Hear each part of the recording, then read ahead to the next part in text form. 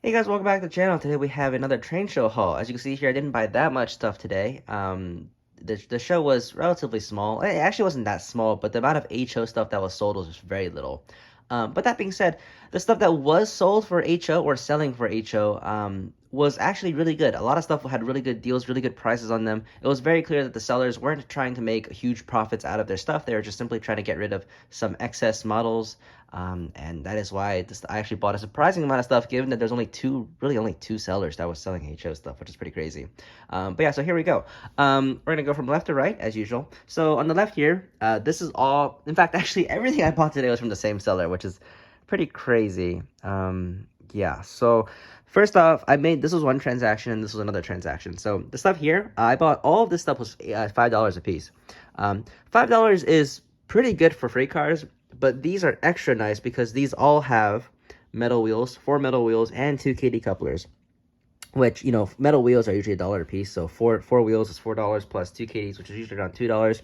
And the fact that this is an AccuRail box car, this is not just any Athearn Blue Box car, which if it's a Blue Box car, it's already a good deal. But the fact that these are AccuRail, which are pretty solid, like they're not meant to be amazing detailed or wise or anything like that, but they're very solidly built, and they don't have, the coupler is always at the right height, and there's no exposed to rusty weights or anything like that. These are usually very well made kits.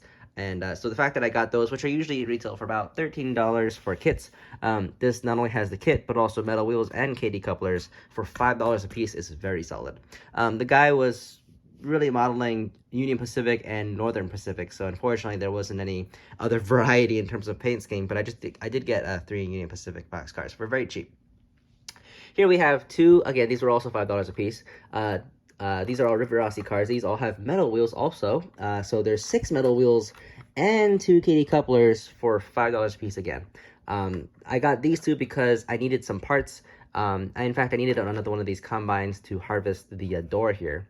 And I just got one of these because it was cheap and those metal wheels, so I just got it. But these are really nice cars. They're really light, and Rivarossi cars need a lot of upgrading in order to make them run properly, or at least look good.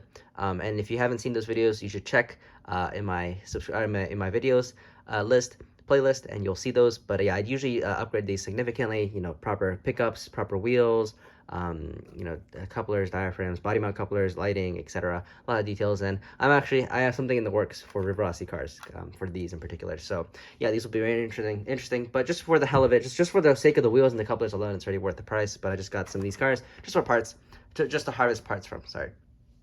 All right, and then lastly we have these two Brassilocos. So these are $5 a piece. These two together was $170. I only had $170 left in my wallet, and the guy didn't accept PayPal, so I could only use cash, and I managed to get these two scored for $170. This is a Gem Brass G5. I really like this little certificate. I think it's really cool. And this is just a standard G5. No damage or anything like that. I think it does run. I haven't tested it though, but it's a box standard G5. The front piece is a little bit loose, but that's very easy to add. But yeah, it's just a very standard G5. The front here has a little bit of damage, as you can see. The uncoupling lever, this is hard to do with one hand, but the uncoupling lever is kind of messed up.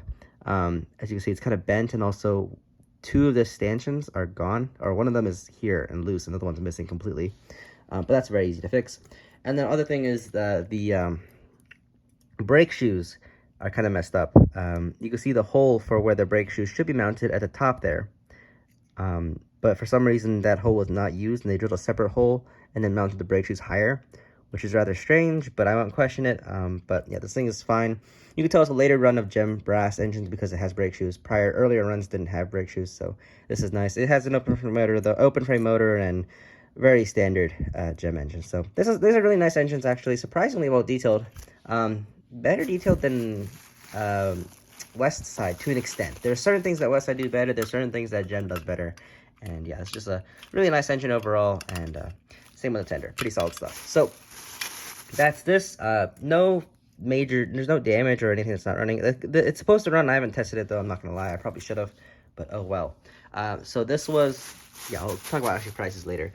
Next up here we have a West Side Pennsylvania Railroad D16SB, I believe it is. Yeah, D16SB. This is a 440. This one does have some damage. First off, the paint scheme on this thing is lovely.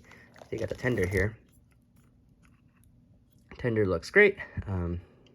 Yeah, just solid stuff. The paint actually looks fantastic on this thing, as you can see. Very well applied paint, no dust or anything like that. It's a shame it's a custom railroad that's named on here, because the paint on this thing is exquisite, and I really don't want to remove the paint on this engine because it just looks beautiful.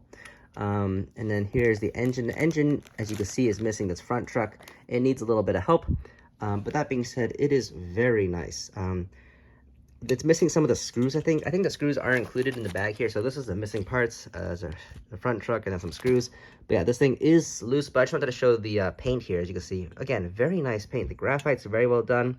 The paint itself, the black paint is nice, and then the red roof is obviously very nice. The paint is very well applied. And then, as you can see, that's kind of loose, unfortunately, but you can see the CAN motor exposed and the gearbox. So, yeah, this engine's very well detailed, very nicely done, and I'm glad I got this. So, yeah, this thing is definitely going to need a little bit of help, though. The front wheel here has some issues. It's loose on the axle, so it kind of just spins freely on the axle, which causes quartering issues. This is, again, I apologize, I'm doing this with one hand, so it's gonna look terrible, but I'll put this back properly later. But yeah, so this thing doesn't run, has some issues, you know, hopefully all the screws are here. If not, I'm kind of screwed. And then also the Gem Brass G5. And in total, as I said, I paid $170 for these two. Originally, the seller wanted $150 for this and $100 for this. I managed, so that's $250 total. I paid $170, so I saved, what is that? 80 bucks. 80 bucks by buying these together, which is really nice. That's the equivalent of paying full price for this and only $20 for this engine, if you think of it that way. And yeah, overall, a great deal. And unfortunately, I'm not going to be keeping either one of these. I'm going to sell them off. This one, because I don't need a D16 SB, I don't model 1930s or 1940s Pennsylvania Railroad. These were not common during my era that I was modeling. And this, I already have a West Side Brass G5. I don't need an Olympia one. And this one is nice and all, but the West Side one runs better. And I actually added a CAN motor into that one already, whereas this one still needs a little bit of work. But otherwise, yeah, that is pretty much it. So in reality, all I'm really keeping is this stuff here, but these are really nice purchases and finds, and hopefully I can make a little bit of money from doing this to, again, further help support my model railroad, because I don't have, the income I do have, I don't spend on trains. I use that for my own thing. But selling trains is what I use to buy trains for myself. So there you go. But anyways, that's just the stuff I got. Hope if you guys are interested. I hope you guys enjoyed, and yeah, I'll see you guys next time. Bye.